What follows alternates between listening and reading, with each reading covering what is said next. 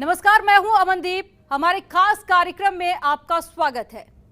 हे राम के वजूद पे हिंदुस्तान को नाज अहले नजर समझते हैं, उसको इमाम हिंद।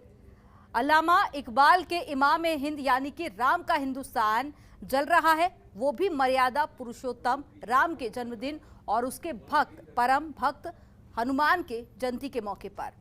अधार्मिक नारे, पत्थरबाजी, आगजनी और हिंसा मध्य प्रदेश से लेकर गुजरात, महाराष्ट्र, झारखंड, बंगाल और दिल्ली तक ये सब चल रहा है। सवाल है कि ये सब होने क्यों दिया जा रहा है?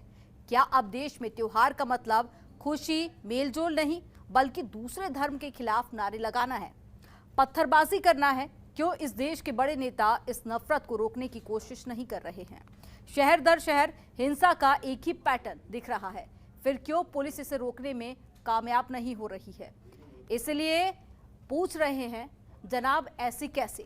महज 15 दिनों के भीतर देश भर में जिस तरह से हिंसा के मामले सामने आए, उसने पूरे सिस्टम पर सवाल खड़े कर दिए हैं।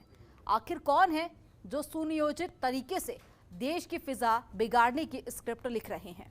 इस तरह की घटनाओं की स्क्रिप्ट कहां लिखी जा रही है और पुलिस की इंटेलिजेंस विंग को भनक तक नहीं लग रही है। दिल्ली के जहांगीरपुरी में धार्मिक पर्व कैसे मातम में बदल गया, ये आप देख ही रहे हैं। हिंसा के बाद इलाके में दहशत का माहौल है, लोग डरे और सिमटे हैं, घरों में कैद हैं। हनुमान जयंती के दिन ऐसा आखिर क्यों हुआ? आज तीसरे दिन भी हिंदुस्तान का दिल नफरत की आग में झुलस रहा है। इसी पर हमारी ये खास रिपोर्ट देखिए।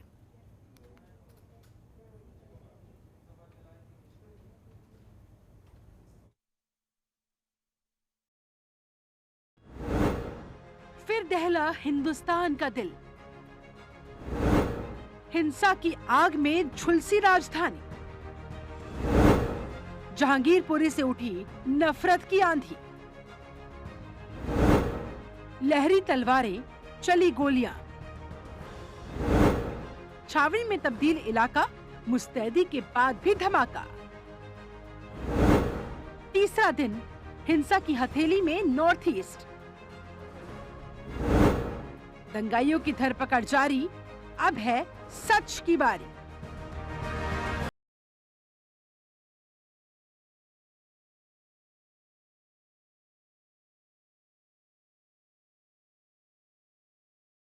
पवन पुत्र हनुमान जयंती का, धार्मिक पर्व का, श्रद्धा और उल्लास का, लेकिन देश की राजधानी दिल्ली में इस बार की हनुमान जयंती हिंसा की भेंट चढ़ गई, नफरत की परवान चढ़ गई।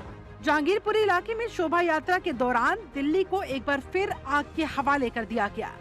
शोभा यात्रा में लगते जय बजरंगबली के नारे चीख पुकार में बदल गए, चारों तरफ अफरा तफरी मच गई। नफरत की आंधी ऐसी चली, जहां आंख दौड़ाए वहां पत्थरों की बारिश हो रही थी, तलवारें लहराई जा रही थी। हद तो तब हो गई जब भीड़ में एक शख्स ने सरेआम फायरिंग तक कर दी। नफरत की आग से कोई नहीं बचा, आम लोगों के साथ पुलिसकर्मी भी घायल हुए। जहांगीरपुरी को हिंसा की हथेली से छुड़ाने के लिए इलाके में भारी पुलिस बल तैनात किया गया। रैपिड एक्शन फोर्स ने भी मोर्चा संभाल लिया। पुलिस ने लोगों से गुजारिश की, अफवाहों पर ध्यान न दे। पुलिस के लाख समझाने के बाद भी लोगों में दहशत का माहौल है, चारों तरफ मायूसी का मंजर छाया हुआ है। 16 तारीख की रात से जहांगीरपुरी छावनी में तब्दील हो गई। हिंसा के पहले दिन से दिल्ली पुलिस एक्शन मोड में है, दंगाइयों की धरपकड़ जारी है। दिल्ली पुलिस ने सबसे पहले दिल्ली को आग के हवाले करने वाले मुख्य आरोपी अंसार को दबोचा। ध्यान से देखिए इस चेहरे को, जिसे अपनी करनी पर कोई पछतावा नहीं। अंसार मारपीट के 2 केस में पहले भी जेल जा चुका है। दिल्ली पुलिस के मुताबिक गैम्बलिंग एक्ट और आर्म्स एक्ट के तहत भी अंसार पर 5 बार मुकदमा दर्ज किया जा चुका है। पुष्पाराज के स्टाइल में कैमरे में कैद हुआ ये आरोपी बयान कर रहा है कि दिल्ली में जो हुआ वो संयोग नहीं, प्रयोग है। आरोपी अंसार और असलम की पुलिस कस्टडी रोहिणी कोर्ट ने 2 दिन और बढ़ा दी। हिंसा के पूरे घटनाक्रम पर पुलिस की नजर है। पुलिस ने बताया कि दंगाइयों की खैर नहीं। आरोपियों से 3 पिस्टल बरामद, 5 तलवारें भी मिली हैं। वीडियो के आधार पर जांच जारी है। 50 से अधिक लोगों से पूछताछ चल रही है। अभी 100 से अधिक संदिग्ध अपने घरों से फरार। धरपकड़ के लिए यूपी और दूसरे राज्यों में भी छापेमारी। प्रोसेशन में जो लोग शामिल थे और वहाँ जो लोग खड़े हुए थे लोकेलिटी में, उनके बीच में आपस में तकरार हुई और उसके बाद फिर स्टोन पेल्टिंग और दूसरे इंसिडेंट्स हुए। पुलिस का बंदोबस्त प्रोसेशन के साथ था और उस समय जो हमारे अधिकारी थे, सब इंस्पेक्टर और उनके साथ जो टीम थी, उन्होंने दोनों साइड को अलग करके बीच में पुलिस थी और इन लोगों को कंट्रोल करने की कोशिश की। और उसी सिलसिले में पूरे इंसिडेंट में 9 लोगों को इंजरीज हुई है, जिसमें 8 पुलिस कर्मी हैं, पुलिस अधिकारी हैं, 1 सिविलियन है। दिल्ली के जहांगीरपुर इलाके में 48 घंटे के अंदर फिर से पथराव की घटना हुई। जी हाँ, आज दिल्ली पुलिस की टीम वहां सोनू चिकना नाम के आरोपी को पकड़ने गई थी। एक महिला से टीम बात कर ही रही थी कि अचानक ईंट पत्थर बरसने लगे। फिलहाल हालात नियंत्रण में हैं। पुलिस ने लोगों से शांति बनाए रखने की अपील की है, लेकिन ताज्जुब की बात है कि पुलिस के होते हुए भी उपद्रवियों के हौसले पस्त नहीं हो रहे। एक धार्मिक जुलूस के दौरान हुई हिंसा के बाद जहांगीरपुरी में 3 दिन से अजीब सी शांति पसरी हुई है। इलाके में भारी पुलिस फोर्स तैनात है। बाजार खुले हैं, लेकिन ज्यादातर लोग घरों में ही कैद छुपे बैठे हैं। गिरफ्तार हुए लोगों में से 2 नाबालिग भी है। हिंसा के तुरंत बाद से गृह मंत्रालय ने इलाके में शांति कायम करने के लिए सीआरपीएफ और आरएएफ की 5 कंपनियां तैनात कर रखी हैं। करीब 1 घंटे तक दिल्ली को लहूलुहान करने वाली इस घटना ने कई सारे सवाल खड़े कर दिए। मस्जिद की छत से बरसते पत्थरों ने एक बार फिर साबित कर दिया कि 2022 की कहानियां झूठी नहीं थी। फिर एक बार धर्म के नाम पर दिल्ली नफरत की आग में झुलस रही है। फिलहाल तो दिल्ली को दंगों से बचा लिया गया, लेकिन हिंसा की चिंगारी कहीं तेज आग की लपटों में बदल जाए, इस बात से भी डर लग रहा है। ब्यूरो रिपोर्ट, जनतंत्र टीवी। देश के कई हिस्सों में हाल ही के दिनों में हिंसा की कई घटनाएं सामने आई। धार्मिक हिंसा की घटनाओं में कई शहरों में तोड़फोड़, आगजनी और पथराव की घटनाएं हुई। राजस्थान के करौली से लेकर मध्य प्रदेश के खरगोन तक हिंसा के बाद ये सारे जिले जल उठे। कई परिवारों के घर जला दिए गए और पश्चिम बंगाल से लेकर गुजरात, झारखंड और बिहार तक धार्मिक हिंसा के कई मामले सामने आए। इसी पर देखिए ये खास रिपोर्ट। दंगों के पैटर्न की क्रोनोलॉजी।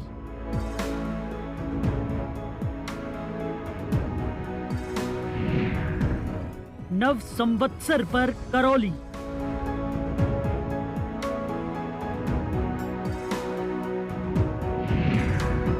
रामनवमी पर खरगोन,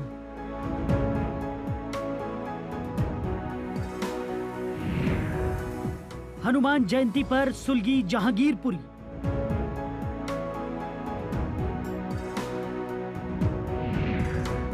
हर पर्व पर हिंसा।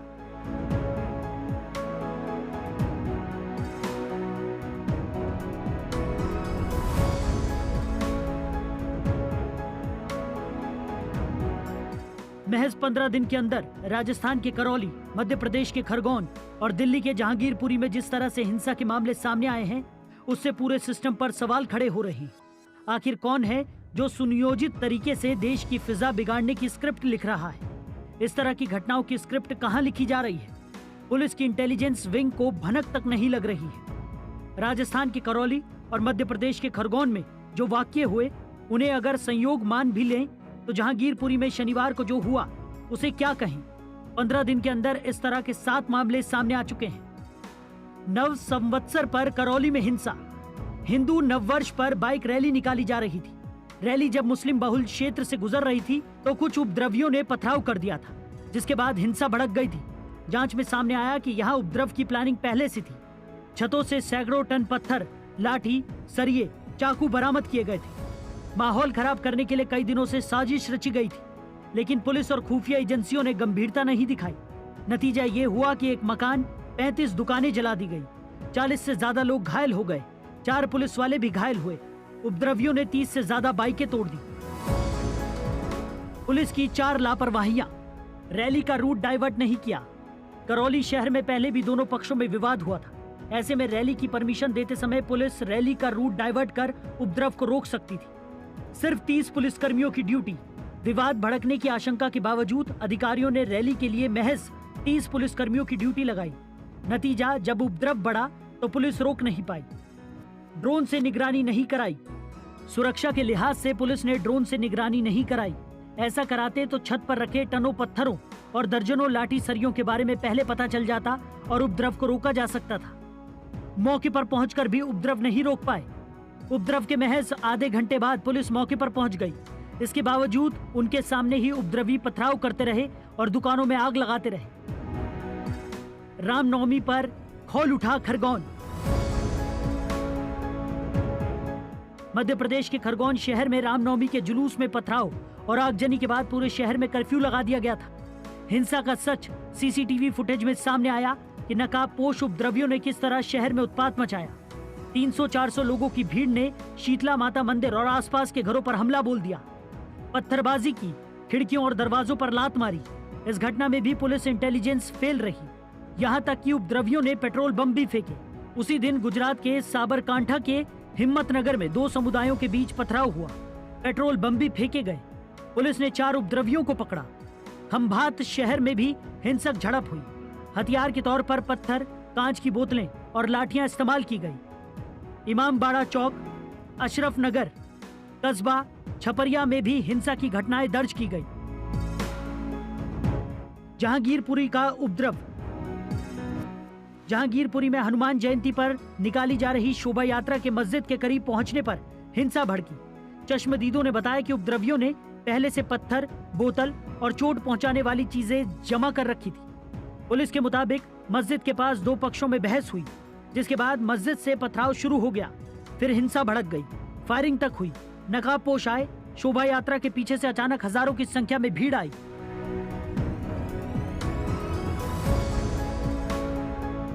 रुड़की में भी पुलिस हुई फेल। रुड़की के भावनगर इलाके के डांडा जलालपुर में भी शनिवार रात हनुमान जयंती पर निकाली शोभा यात्रा पर पथराव हुआ। इसमें काफी लोग घायल हुए। पुलिस ने 12 लोगों को नामजद करते हुए 40 अन्य पर केस दर्ज किया है। पुलिस के मुताबिक एक समुदाय विशेष ने पहले से ईंट पत्थर जुटा रखे थे। लोगों का कहना है कि ये सीधे सीधे पुलिस की विफलता है। कई पूर्व पुलिस अधिकारियों का कहना है कि 15 दिनों के अंदर 7 जगह सांप्रदायिक हिंसा के मामले सामने आए। पुलिस को पहले से सावधानी बरतनी चाहिए। शरारती तत्वों को पाबंद करना चाहिए। हथियारों को कब्जे में ले लेना चाहिए। शोभा यात्रा या जुलूस के आगे, पीछे और बीच में अच्छी संख्या में फोर्स लगानी चाहिए। छतों पर पुलिस की मॉनिटरिंग होनी चाहिए। टेक्नोलॉजी का यूज करना चाहिए। जहां जहां दंगे हुए वहां ये सारी चीजें मिसिंग थी। क्या पुलिस दंगाइयों को दावत दे रही थी कि आओ दंगा करो? सभी मामले में पुलिस प्रशासन फेल साबित हुई है। हालांकि अब भी कुछ नहीं बिगड़ा है। ब्यूरो रिपोर्ट, जनतंत्र टीवी। दिल्ली में जहांगीरपुरी में हुई हिंसा के बाद कई तरह के सवाल खड़े हो रहे हैं कि आखिर राजधानी दिल्ली में ही क्यों इतने दंगे होते हैं? आखिर इन सभी के पीछे क्या वजह है? इसी पर देखिए ये खास रिपोर्ट।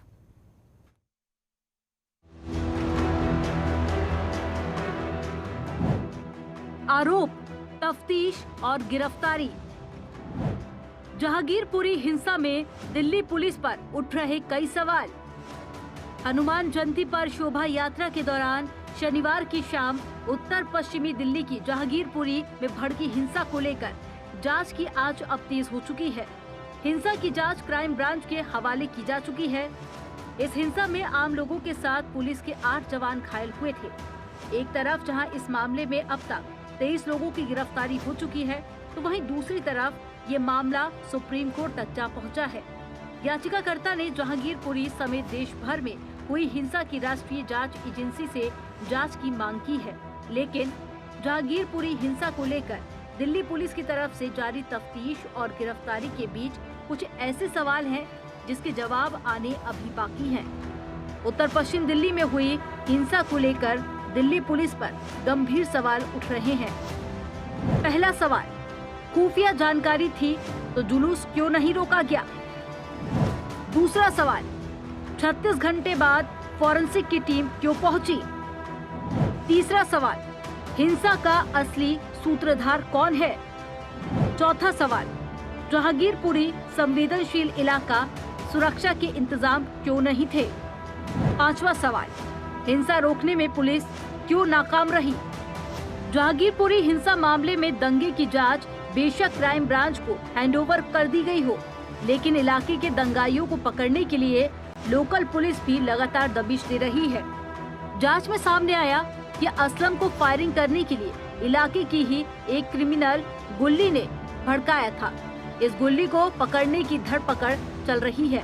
साथ ही एक और शख्स जो फायरिंग करता नजर आया था, उसकी गोली हालांकि किसी को नहीं लगी थी, उसकी पहचान हो गई है।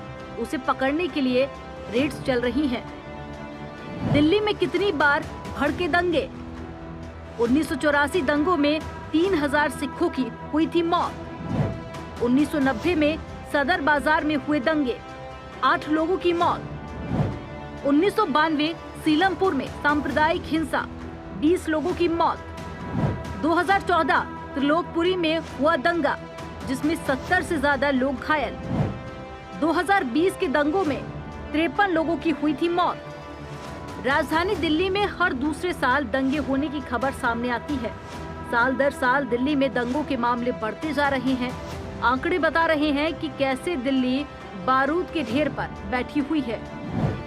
आंकड़ों के अनुसार दिल्ली के दंगे 2015 में 130 दंगे, 2016 में 79 दंगे, 2017 में 50 दंगे, 2018 में 23 दंगे, 2019 में 23 दंगे, 2020 में 689 दंगे, साल 2021 में 68 दंगे। दिल्ली में जहांगीरपुरी में हुई हिंसा के बाद कई तरह के सवाल खड़े हो रहे हैं। आखिर राजधानी दिल्ली में ही क्यों इतने दंगे होते हैं? आखिर इन सभी के पीछे की क्या वजह है? ब्यूरो रिपोर्ट, जनतंत्र टीवी।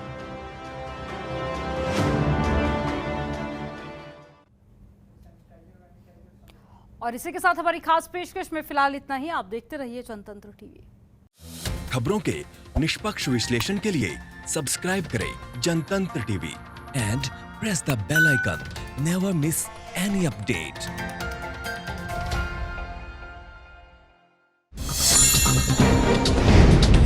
डाउनलोड कीजिए जनतंत्र टीवी ऐप को, जो कि अवेलेबल है गूगल प्ले और ऐप स्टोर पर। अधिक जानकारी के लिए अभी डाउनलोड करें।